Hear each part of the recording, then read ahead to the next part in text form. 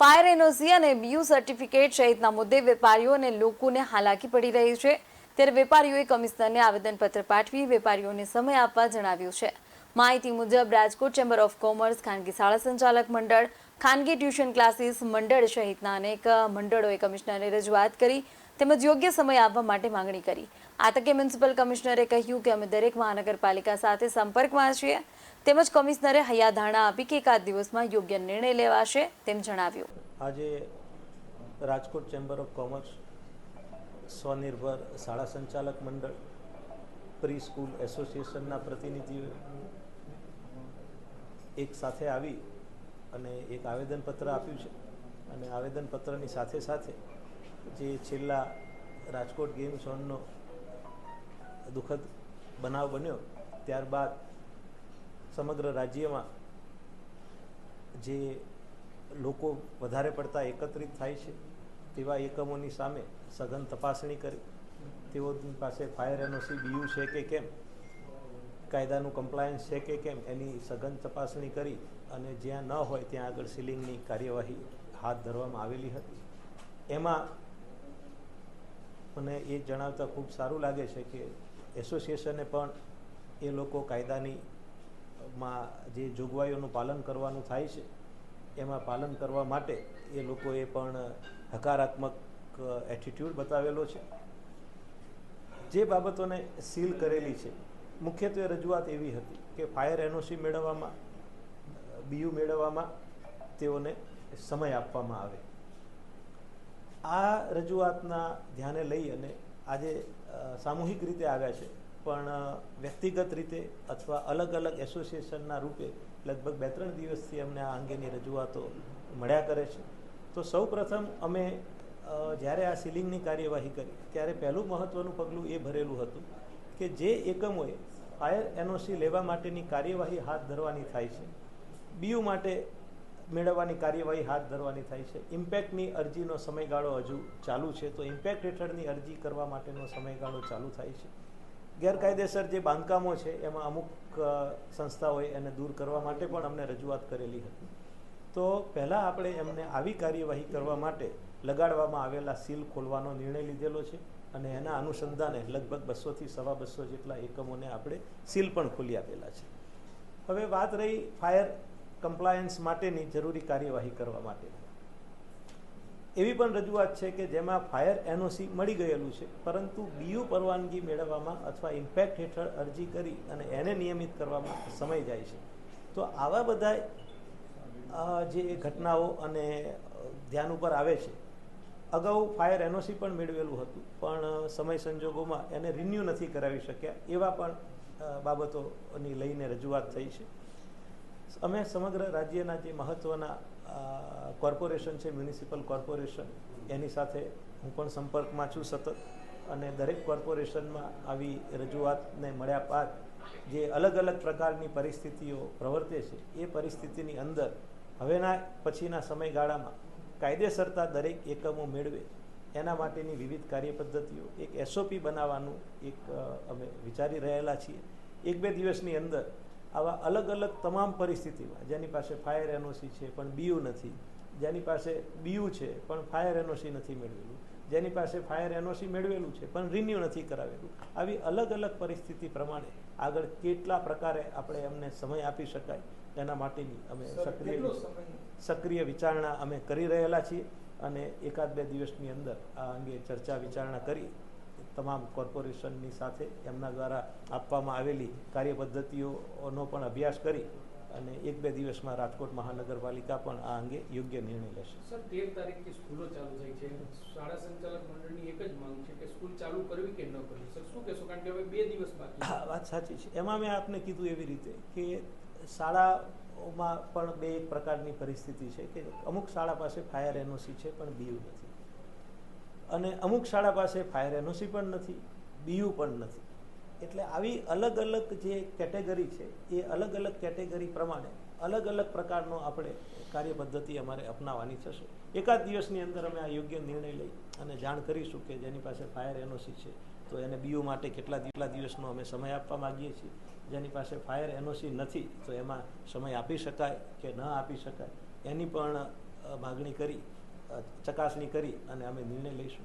બીજું એક અમે એ નક્કી કરેલું છે કે જે ફાયર એનઓસી માટે શાળાઓ અરજી કરે છે તો એનો અમે અગ્રતાના ધોરણે તપાસણી કરી અને જો તમામ પ્રકારના સાધનો લગાડવામાં આવેલા હશે તો અમે કોઈ પણ જાતનો વિલંબ કર્યા વગર એ શાળાને ફાયર એનઓસી આપી દઈશું અને ફાયર એનઓસી મળ્યા પછી શાળાઓને ખોલવા માટેની કાર્યવાહી હાથ ધરવામાં પ્રી સ્કૂલનો સર શું નિયમ છે જીડીસીઆર માટે કે એ લોકો ગઈકાલથી મીડિયા સમક્ષ આવી રહ્યા છે અને પોતાની રીતે અમુક વાતો કરી રહ્યા છે. પ્રી સ્કૂલ માટેનું રાજ્ય સરકારે જ્યાં શિક્ષણને લાગુ વળગે છે ત્યાં સુધી એક રજિસ્ટ્રેશન માટેની પણ જોગવાઈ કરી છે.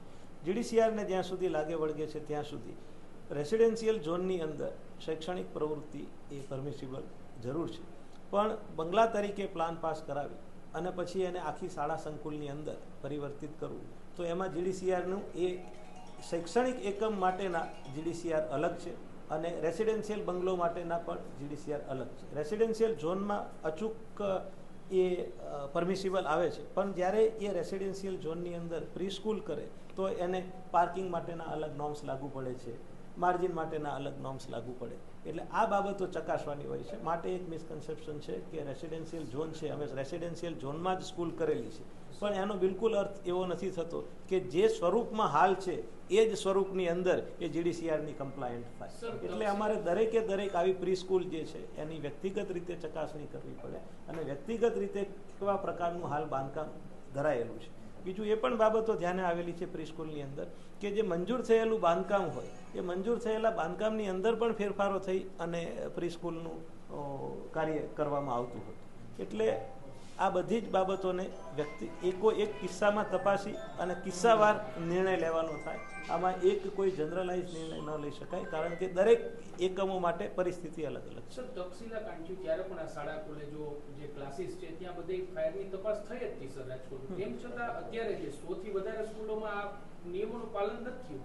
એટલે આ વખતે પણ કડક કાર્યવાહી થશે કે કારણ કે દર વખતે શાળા સંચાલક બાહેધરી લઈ અને પછી કોઈ કાર્યવાહી પછી કઈ કરતા નથી, કોઈને કોર્પોરેશન જોવા નથી જતું. સર, એમાં એક બીજો સવાલ છે કે જે ડોમ છે એ આજે પણ એમનેમ છે. આની પહેલા પણ તમારા પહેલાના જે કમિશનરો છે એમને પણ તાકીદ કરેલી છે. જે ડોમ છે એ આજે પણ 50 જેટલી સ્કૂલો છે એની અંદર એમનેમ જોવા મળે છે, કોઈ ઉતાર્યા નથી. એક બાજુ આપ કડક કાર્યવાહીની વાત કરો છો અને બીજી બાજુ જે આ રજૂઆત કરેલી છે કે એમાં સમય આપવાની વાત કરો છો. બંને બાબતો કાર્યવાહી નિયમ અનુસારની કાર્યવાહી થશે. 2 દિવસ છે વેકેશન ખુલવાનું. અમે એસઓપી લઈ અને આવીશું 2 દિવસ અમારો મુદ્દો એ છે સર કે નિયમો કે તક્ષશિલા વખતે પણ આ તમામ લોકો બાહેધરી આપી હતી ને કોર્પોરેશને મોટું મન રાખીને એને ખોલી દેવામાં આવ્યા હતા. તો પછી કોર્પોરેશનની જવાબદારી છે ને સર કે પાછું રીચેકિંગ કરવામાં આવે. બિલકુલ. એટલે એ જે બાહેધરી આપ્યા પછી બાહેધરી મુજબનો અમલ થાય છે કે કેમ એ ચોક્કસ આ વખતે કોર્પોરેશનની ચકાસણી કરશે અને નિયમ અનુસાર એટલે બંને જીડીસીઆર અને ફાયરના કાયદાનું કમ્પ્લાયન્સ હશે ત્યારબાદ જ એને કાયમી રીતે વપરાશ કરવા દેવા માટે આપણે નિયમ લઈશું. જ્યારે અમારી માંગ માત્ર એટલી જ છે કે જે પ્રી સ્કૂલને સીલ મારવામાં આવ્યા છે, એટલી પણ પ્રી સ્કૂલ છે જેને સીલ મારવામાં આવ્યા છે એ બને એટલી જલ્દી ખોલી દેવામાં આવે. એનું કારણ એવું છે કે જે ડોક્યુમેન્ટ્સ જોઈએ છે, જે ટીઆરપીનો આખો જે કેસ થયો એ કેસ અને પ્રી સ્કૂલમાં એની સાથે જે થઈ રહ્યું છે એ બહુ ડિફરન્ટ છે કે ત્યાં આગળ પેટ્રોલ જેવા તત્વો હતા, જ્યારે પ્રી સ્કૂલમાં એવા કોઈ તત્વો નથી જોવા મળતા. તો એના કારણે આગ લાગવાની સંભાવનાઓ પણ એટલી નથી રહેતી. અને પ્રી સ્કૂલ પાસે ઓલરેડી દરેક પ્રી સ્કૂલ પાસે ફાયર સેફ્ટીના સાધનો છે, દરેક પ્રકારના સાધનો જે એક પ્રી સ્કૂલમાં હોવા જોઈએ. એ દરેક પ્રકારના સાધનો છે તો પછી શા માટે પ્રી સ્કૂલને સીલ કરવામાં આવે? જ્યારે એક પોઈન્ટ હોય કે બીયુ પરમિશન, તો બીયુ પરમિશન ઓલરેડી એ લોકોએ કીધેલું છે કે ટાઈમ આપેલો છે 1 વર્ષ સુધીનો.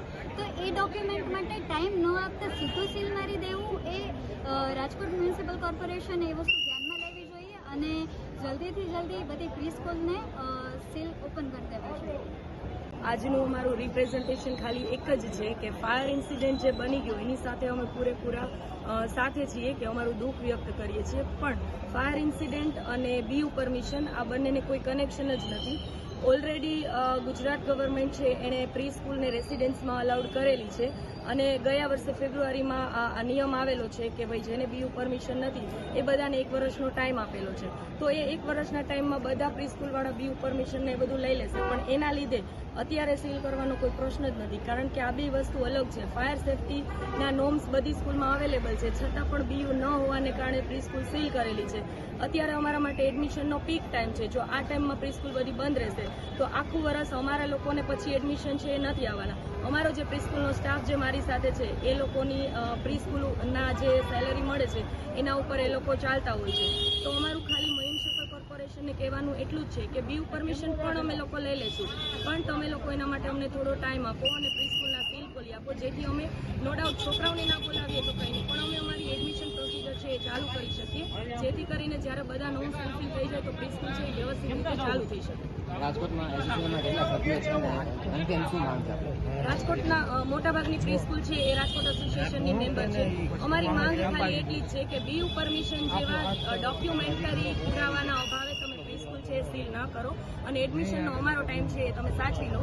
આજે બધા મોટાભાગની પ્રી સ્કૂલ છે એમાં લેડીઝ સ્ટાફ છે, તો લેડીઝ સ્ટાફ જે અર્નિંગ કરે છે એ લોકોને સીધું અફેક્ટ થશે. તો આ એક વસ્તુને ધ્યાનમાં રાખી અને પ્રી સ્કૂલના સીલ ખાલી ખોલી આપો એવી વિનંતી છે, જેથી કરીને અમે અમારું એડમિનનું વર્ક છે એ સ્ટાર્ટ કરી શકીએ. BS9 TV ન્યૂઝ સાથે સાહેબ સપ્પા સાથે મીત ભયાણી, રાજકોટ.